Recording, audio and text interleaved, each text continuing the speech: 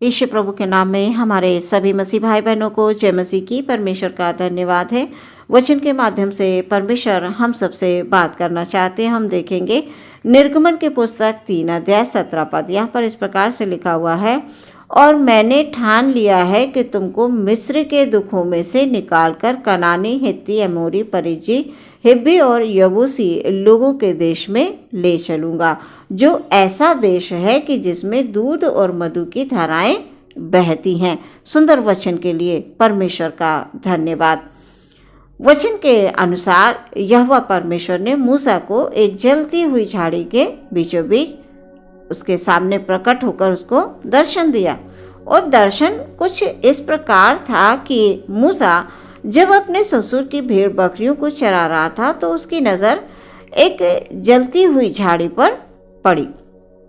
जो झाड़ी जल तो रही थी पर वो भस्म नहीं हो रही थी। मूसा ये सोचने लगा कि बड़ा अद्भुत है, मैं पास जाकर देखता हूँ ये झाड़ी जल रही है पर भस्म नहीं हो रही है। मैं जाता हूँ। और वो जैसे ही आगे बढ़ता है उसके कानों में परमेश्वर की आवाज पड़ती है, मूसा मूसा। मूसा तुरंत उत्तर देता है, हाँ मैं यहाँ हूं। आगे हम पढ़ते हैं कि मूसा और परमेश्वर के बीच में बात होती है। कहते हैं ये जिस स्थान पे तू खड़ा है वो पवित्र स्थान है, अपने पैर से जूतियों को उतार दे। और परमेश्वर अपनी प्रजा को छुड़ाने के लिए मूसा का चुनाव करते हैं। और बाइबल बताती है कि मूसा ने अपना मुंह उस समय पर ढांप लिया था क्योंकि वो परमेश्वर को देखने से डरता था। प्रियो, मूसा झाड़ी को देखने के लिए निकट गया कि बड़ा अद्भुत है। हमें भी अपने परमेश्वर के निकट आना है कि मेरा प्रभु बड़ा अद्भुत है, वो अपने लोगों को इस्तेमाल करता है। अपने मन में प्रियो, आप कभी भी ये विचार ना करें कि मैं अकेला हूँ, मैं बोलना नहीं जानता, मैं पढ़ा लिखा नहीं हूँ, मेरे अंदर वो क्वालिटी नहीं है कि मैं परमेश्वर के लिए कोई काम कर सकूं, परमेश्वर मुझसे प्रेम नहीं करते हैं, परमेश्वर मेरे पास नहीं आते हैं। प्रियो, ऐसे सवाल आपके मन में कतई नहीं आने चाहिए, क्योंकि परमेश्वर आपसे प्रेम करते हैं। आप जहाँ भी हैं, जिस हाल में हैं, जैसे हैं, परमेश्वर के हैं। परमेश्वर आपसे बहुत प्रेम करते हैं। मूसा के विषय में हम पढ़ते हैं कि जब मूसा का चुनाव परमेश्वर ने किया तो मूसा घबराया। मूसा कहने लगा, मैं नहीं कर पाऊंगा, मैं बोलने में भद्दा हूँ, मैं कैसे करूँगा? तू इतना बड़ा काम मुझे दे रहा है, इतनी बड़ी इजरायली सेना को मैं कैसे जो है लेकर आऊँगा? मैं उस राजा के पास किस प्रकार से जाऊँगा? राजा मेरी बात क्यों सुनेगा? वो मेरी बात पे विश्वास क्यों करेंगे? जब हम वचनों में पढ़ते हैं प्रियो, तो हम पाते हैं कि परमेश्वर ने मूसा को उस प्रजा को छुड़ाने के लिए चुना जो दर्द में थी, जो दुख में थी, जो गुलामी में थी। उनके दुख को, उनके कष्ट को परमेश्वर ने देखा। तो क्या आज परमेश्वर हमारे दुख और हमारे कष्टों को नहीं देखते हैं? क्या हमारा परमेश्वर बदल गया है? नहीं प्रियो, हमारा परमेश्वर अद्भुत, महान, पराक्रमी परमेश्वर है। उसके जैसा कोई नहीं है।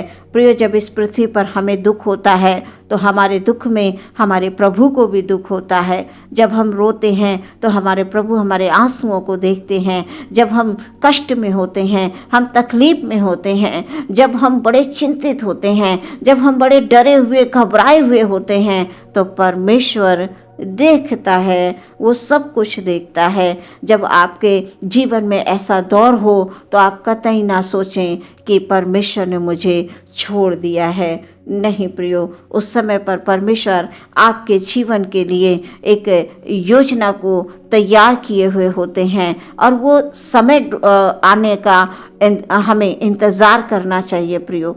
वो समय आएगा, परमेश्वर की ओर से आएगा तो अद्भुत होगा प्रियो। अद्भुत समय आपके जीवन का होगा प्रियो। हम यहाँ पर गौर करेंगे कि परमेश्वर तो किसी की सहायता के बिना भी सब कुछ कर सकते थे। उन्हें क्या ज़रूरत थी मूसा को चुनने की? वो तो परमेश्वर थे, वो बिना किसी की सहायता से अपने लोगों को बाहर ला सकते थे, लेकिन वो अपने लिए साधारण लोगों को ही इस्तेमाल करते हैं। प्रियो, मूसा एक साधारण व्यक्ति था, बोलना नहीं जानता था, उसको परमेश्वर ने अपनी प्रजा को छुड़ाने के लिए इस्तेमाल किया। परमेश्वर ने मूसा को एक बहुत बड़े कार्य के लिए, विशेष कार्य के लिए चुना। ये काम इतना आसान नहीं था प्रियो, बिना परमेश्वर की सहायता से कुछ भी नहीं हो पाता। परमेश्वर ने हर पल हर क्षण मूसा की सहायता की। प्रियो, परमेश्वर जो कुछ भी अपने लोगों के लिए ठान लेते हैं वो करते हैं। मूसा को बोलना नहीं आता था तो उनकी सहायता के लिए हारून को भेजा।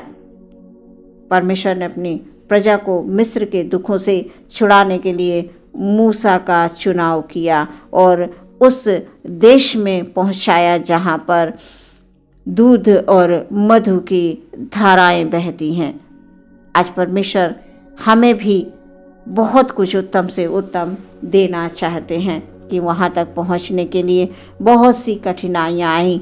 जो इजरायली थे वो बहुत जगह पर कुड़कुड़ाए, बुड़बुड़ाए, बहुत कुछ उन्होंने मूसा को कहा, मूसा से बहस भी की, मूसा को क्रोध भी आया, लेकिन क्या हमारे परमेश्वर ने उस समय पर अपनी प्रजा को छोड़ दिया? नहीं प्रियो, नहीं छोड़ा।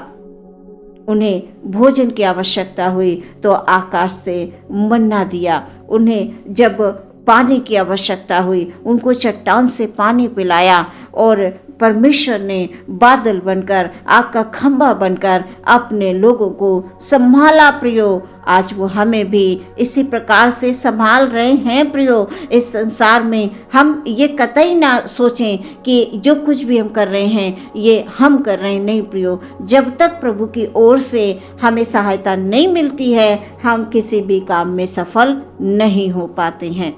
इसलिए आज यदि आप किसी भी परेशानी या दुख या कष्ट में हैं तो आप चिंता ना करें।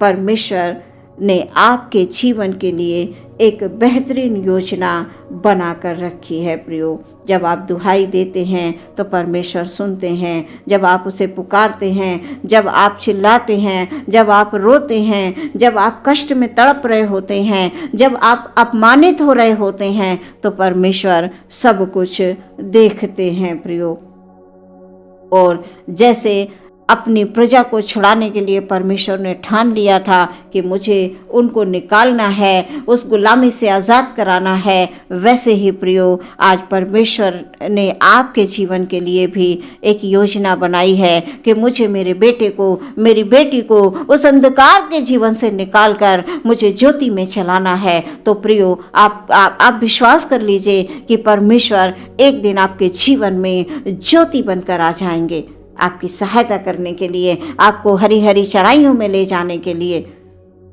उत्तम से उत्तम आशीष परमेश्वर के हाथों में आपके लिए है। इसलिए आप कभी भी चिंता ना करें प्रियो।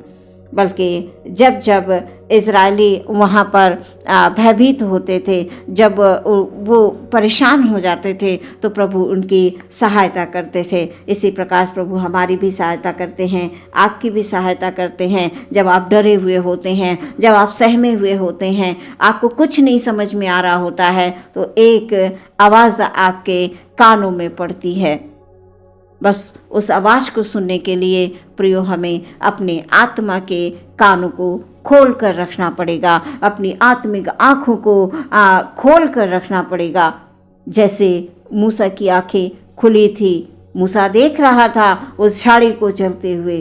प्रियो, हमें भी इसी प्रकार से परमेश्वर के अद्भुत कामों को स्मरण करना है और हमेशा परमेश्वर को धन्यवाद देना कि प्रभु मेरे जीवन के लिए आपके हाथ में जो उत्तम योजना है उसको आप मेरे जीवन में पूरा कीजिए। मैं आपका हूँ प्रभु, आप मेरे हैं। इस प्रकार से आप प्रार्थना कीजिए प्रियो।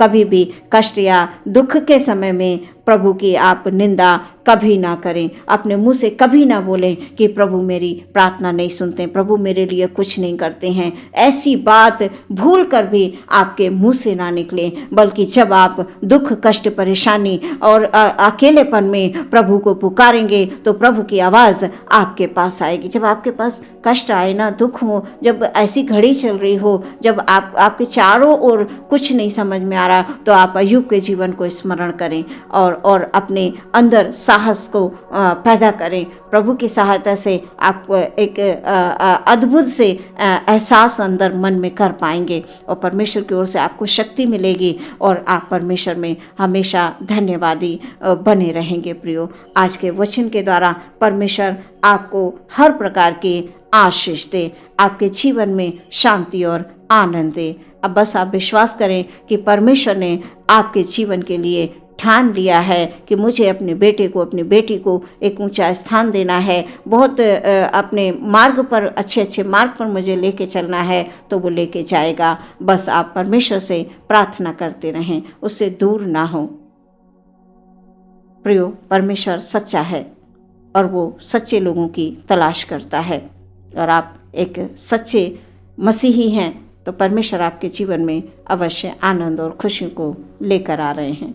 आइए प्रियो हम प्रार्थना करें। धन्यवाद धन्यवाद धन्यवाद धन्यवाद धन्यवाद प्रभु यीशु की जय हो, तारीफ हो परमेश्वर की। Hallelujah hallelujah. आपके अनुग्रह से हम सबके जीवन में ये अवसर आया प्रभु जी, प्रार्थना करने के लिए, आराधना करने के लिए। परमेश्वर हम धन्यवाद देते हैं।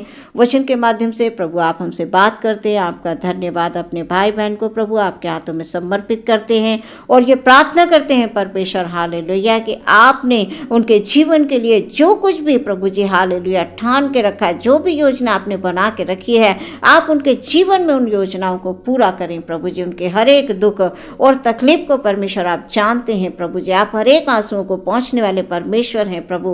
Hallelujah hallelujah hallelujah. किसी भी प्रकार से कोई भी शैतान की ताकत परमेश्वर हमारे लोगों के जीवन में प्रबल नहीं हो सकती परमेश्वर। वो सच्चे परमेश्वर के संतान हैं प्रभु जी, और हम परमेश्वर प्रभु यीशु मसीह के नाम में निरंतर आगे बढ़ते रहेंगे और प्रभु को धन्यवाद देते रहेंगे। आदर महिमा आपको देते हैं। प्रार्थना यीशु के नाम से मांगते हैं, सुनि ग्रहण करें पिता, आमीन।